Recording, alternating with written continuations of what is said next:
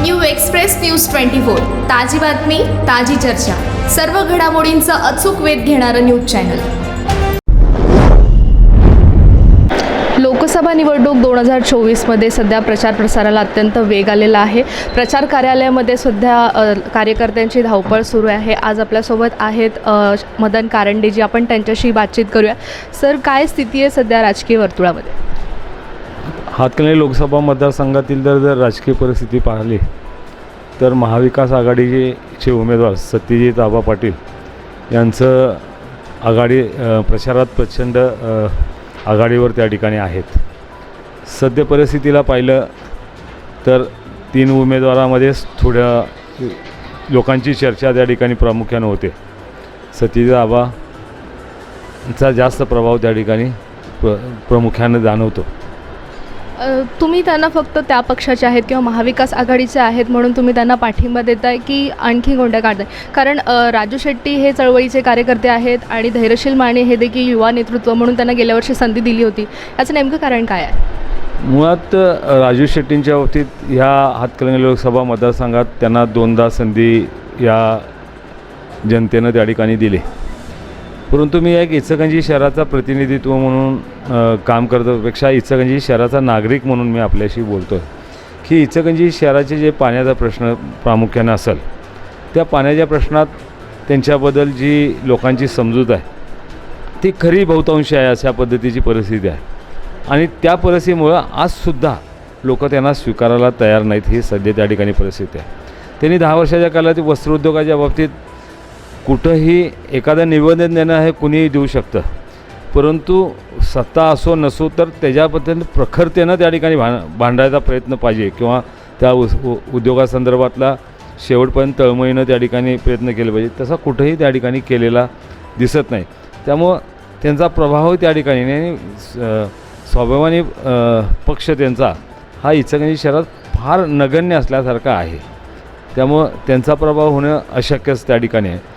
आणि धैर्यशील मानेंना ज्या भूमिकेनं 15 दिवसात शिवसेनेनं त्या ठिकाणी उमेदवारी दिली आणि पक्षात घेऊन आणि 15 दिवसात ह्या जनतेनं त्यांना खासदार केलं, त्यावेळेचा फॅक्टर एक वेगळ्या पद्धतीचा मोदीचा प्रभाव त्या ठिकाणी होता।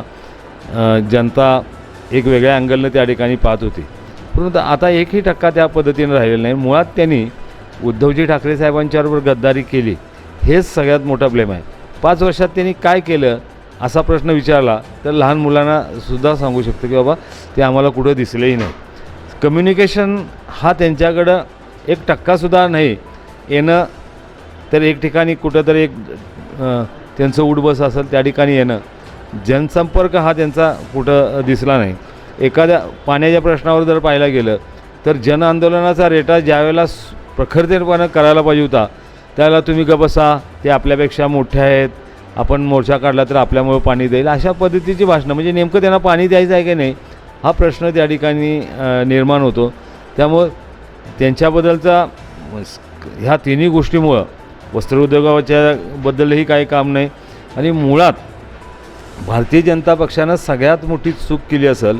काँग्रेसच्या काळात सर्वसामान्य व्यावसायिकाला प्रोत्साहनात्मक योजना बऱ्याच असायच्या वस्त्रोद्योगामध्ये, मग टफपासून असू दे वेगवेगळ्या। खरं वास्तविक तुम्हाला प्रामुख्यानं मला सांगायला आवर्जून सांगतो की 2014 पूर्वी मनमोहन सिंगचं सरकार ज्या वेळेला होतं त्यावेळेला ही योजना टफची प्रोत्साहनात्मक योजना जी आहे त्या योजनेमध्ये आज सेटल लूम दिसतात। ते सेटल लूम ज्यावेळेला महाराष्ट्रात किंवा इंडियात आले त्यावेळेला 20 वर्ष वापरलेले 15 वर्ष वापरलेले सेटललेस लूम, एअरजेट असतील, सेटललेस लूम हे जेव्हा विकत बाहेरून आणल्या जायचे, इम्पोर्ट केले जायचे, त्यावेळेलासुद्धा त्याच्यावर सबसिडी होती। म्हणजे 4 लाख 5 लाख रुपयाला लूम तो यायचा, त्याच्यावर 35% सबसिडी द्यायचं काम या गव्हर्नमेंटनं मनमोहन सिंग गव्हर्नमेंटनं त्या ठिकाणी केलं आणि 2014 नंतर हे सगळं बंद केलं। आज जर 2014 पूर्वी जे लूम आलेत ज्यांची 4 लाखचा एक लूम घ्यायची कॅपॅसिटी निर्माण करण्याचं काम जर कोणी केलं असेल त्यांनी केलं आणि आज त्या व्यवसायाला वृद्धी एवढ्यासाठी आली की त्याला कॅपॅसिटी निर्माण झाल्यामुळं त्याचं महत्त्व कळल्यामुळं आज ह्या ठिकाणी 40-45 लाखाचा लूम त्या ठिकाणी येतो आहे. हे सगळं श्रेय काँग्रेसच्या काळातलं असलेलं आहे. आणि 2014 नंतर या सगळ्या योजना बंद झाल्या. त्यामुळं नवीन एखादा सर्वसामान्य उद्योजक त्यामध्ये समावेश होईल अशा पद्धतीची परिस्थिती त्या ठिकाणी कुठं नाही.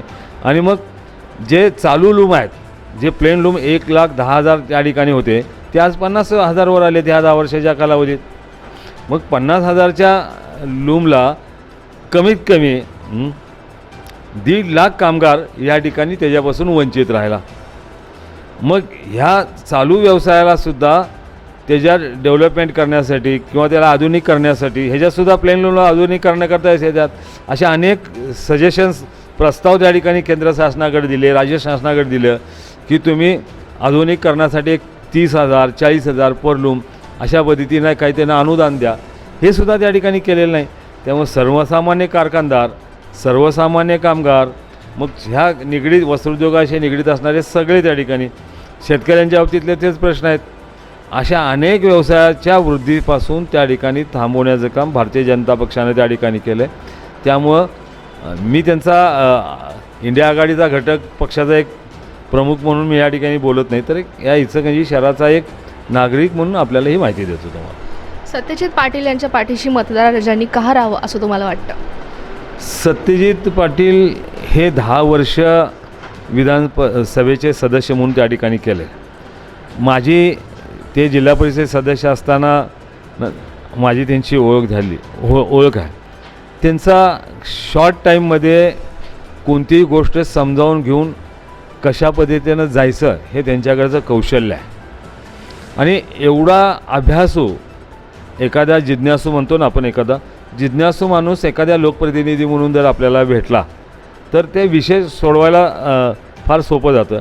आणि मुळात ग्रामीण भागातल्या समस्याबरोबर शहरी भागाच्या समस्या सोडवण्याची त्यांच्याकडचे कौशल्यपणा ह्या 10 वर्षाच्या कालावधीत पाहिलं.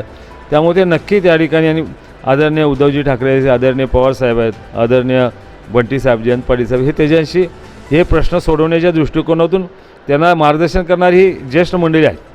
तसं राजू शेट्टींच्या बाबतीत ते स्वतः त्या ठिकाणी पळायचे, परंतु त्यांना ते त्यांचे व्हिजनही नव्हतं. उसाच्या पलीकडे त्यांनी कधी या मतदारसंघात कुठलेही धोरण राबवलं किंवा एखादा विषय घेतला असं कुठेही मला त्या ठिकाणी जाणवलं नाही. आणि धैर्यशील मानेंच्या बाबतीत मी ते काय लहान आमच्यासमोरच मोठे झालेले आहेत. त्यांची काय कॅपॅसिटी आहे, त्यांची बौद्धिक क्षमता काय आहे ते बोलतात. बोलायला ते सुंदर त्यांना वक्तृत्वच दिलं आहे, परंतु वक्तृत्व करणं आणि प्रॅक्टिकली काम करणं हा जमीन आसमानचा फरक आहे. आणि त्यांनी 5 वर्षात ते सिद्ध करून दाखवलं आहे त्यांनी स्वतःच. आम्ही काय सांगायची गरज नाही. एकीकडे सर BJP असं म्हणते की फिर एक बार 400चा टप्पा पार, असं त्यांचं एक चालू आहे. आणि धैर्यशील माने यांना मत म्हणजे इनडायरेक्टली मोदींना 3ऱ्यांदा पंतप्रधान करून देण्यासाठी मत, असं एक आहे. त्यामुळे याचा कुठेतरी फटका महाविकास आघाडीच्या उमेदवाराला बसू शकेल का, असं तुम्हाला वाटतं का? मला सगळ्यात मोठा भारतीय जनता पक्षाचा एक किंवा मोदीजींचा एक मला खोटं बोलून किती रेटून बोल ह्या गोष्टीचं मला फार मोठं कौतुक वाटतं. आता 190 लोकसभा मतदारसंघात 2 टप्प्यात मतदान झालेलं आहे. मी आत्मविश्वासाने सांगेन त्याच्यात 110+ इंडिया आघाडी आहे. जर 2 टप्प्यात 190मध्ये जर त्यांना इंडिया आघाडी 110पर्यंत असेल तर हे कसं 3ऱ्या टप्प्यात 400 पार होणार, म्हणजे 60 टप्प्यात 400 पार होणार हे मला अजून कळलेलं नाही त्यांचं. मुळात ते 220च्या वर जातील का नाही हा सगळ्यांच्या देश लेवलच्या सगळ्या प्रमुख तज्ज्ञ लोकांचा त्या ठिकाणी प्रश्न त्या ठिकाणी ते विचार त्या ठिकाणी प्रामुख्याने करतात. हा प्रश्न त्या ठिकाणी तुम्ही आवर्जून घ्या. तुम्ही सगळे जे तज्ज्ञ मीडियावाले आहेत किंवा ज्यांना सेन्स पूर्ण आहे या भारतीय देशातल्या सगळ्या लोकशाहीच्या पद्धतीनं आता कशा पद्धतीने कामकाज चाललं आहे त्यांच्याकडनं सेन्स घेतला तर ते 220च्या वर जाऊ शकत नाही. हा सगळ्यात मोठा भारतीय जनता पक्षाचा मोठा बॅक पॉईंट आहे. परंतु ते इतके जोरात बोलतात आपकी बार 400 बार. 400 पार करायचं असेल तर परवाच्या सभेत डायरेक्ट मुसलमानच्यावर त्यांनी बोललं. आजपर्यंत कुठल्याही पंतप्रधानानं कुठेही त्या ठिकाणी बोललं नाही. मंगळसूत्रवाला त्या ठिकाणी बोलायचा प्रयत्न केला. म्हणजे कुठं तुम्ही चालला आहे हा प्रश्न आज जनतेला त्या ठिकाणी पडतोय. त्यामुळे त्यांनी ते 400 पार आणि हे ते सगळं विसरून जायचं, फक्त 200पर्यंत टिकवा हे त्यांचं कौशल्य आहे. आता सर आणखी एक मला असं विचारायचं होतं की आता 1 मेला इकडे सभा होतीये, शरद पवार असतील किंवा उद्धवजी ठाकरे असतील इकडे उपस्थित राहणार आहेत. कार्यकर्त्यांची एकंदरीत धावपळ आणि गर्दी करण्याचं एक मोठं नियोजन इकडं सुरू आहे, पण तिकडे योगी आदित्यनाथ पण येतात. मग ह्याला सपोर्ट कसा मिळेल सभेला, तुम्हाला वाटतं का? जनता आदरणीय उद्धवजी ठाकरे साहेब, आदरणीय पवारसाहेबांचा पक्ष फोडल्यानंतर या महाराष्ट्रातली जनता अत्यंत विचारपूर्वक त्या ठिकाणी पाहते. त्यांनी पक्ष फोडला, जनतेची मतं नाही फोडलीत, मनं नाही फोडलीत. त्यामुळे फार त्यांचा ओघ अजिबात तिकडे जाणार नाही. आता मी पाहिलं कॅनॉपी लावतात त्या सभेला, मोठं मंडप, कॅनॉपी. आमची सभा बघितली तर ओपनमध्ये आहे आणि टायमिंग सेंग देणं असतानासुद्धा कॅनॉपी लावते. कॅनॉपीमध्ये माणसं भरली की फुल्ल गर्दी दिसते. ह्याच्यावरनं साहेब त्या ठिकाणी पद्धत. एक बाजूला इंडिया आघाडीचे जे उमेदवार आहेत आमचे सतीश आबा, ह्यांच्यावर निवडणूक आयोगाचा एवढा बर्डन त्या ठिकाणी दिसतं. जरा एखादी पाण्याची बाटली जरी धरली एवढ्या उष्मात तरी 20 रुपये खर्च लावायला प्रयत्न करतात.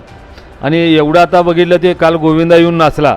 असं नाचायचं ठिकाण आहे का? इथून मग लोकांना एंटरटेनमेंट पाहिजे म्हणून ह्या ठिकाणी असे सगळे लोक आणायचं आणि लोकांना आकर्षित करायचं. लोकांना एंटरटेनमेंटसाठी ह्या राजीव गांधींनी ह्या ठिकाणी मोबाईल आणला, तंत्रज्ञान आणलं आणि तेव्हापासून आज ह्या देशामध्ये आज बारकं पोरगंसुद्धा 24 तास एंटरटेनमेंटसाठी व्लॉग करतं आहे, मजा करत बसते. अशी या पद्धतीचा ह्यांचा प्रचाराची भूमिका आहे. त्यामुळे त्याकडे लक्ष न देता आदरणीय पवारसाहेब, आदरणीय उद्धव ठाकरे आणि बाळासाहेब थोरात साहेबांच्या सभेला प्रचंड मोठा प्रतिसाद मिळेल. काल आदरणीय आदित्य ठाकरेंच्या वडगावमध्ये भूतोना भविष्यात एवढी सभा झाली त्या ठिकाणी. कुठूनही भाडोत्री लोक आणत नाहीत. आणि आजही सुद्धा तुम्ही जर मीडियावाले आज तुम्ही घेताय, मी खात्रीला एक सांगतो, तुम्ही तिकडेही जा, कुठल्याही महिलेला विचारा तुम्हाला किती रुपये देऊन आणले आणि हिकडेही विचारा, ते म्हणणार आम्ही मनानं आलो आहे, तिथं म्हणणार आम्ही पैशानं आलो आहे. ह्याच्यावरनं तुम्ही सांगायचं. धन्यवाद साहेब तुम्ही दिलेल्या माहितीबद्दल. कॅमेरामॅन सॅम संजापुरेसह news reporter Harshada Kamble, new express news 24 Ichalkaranji.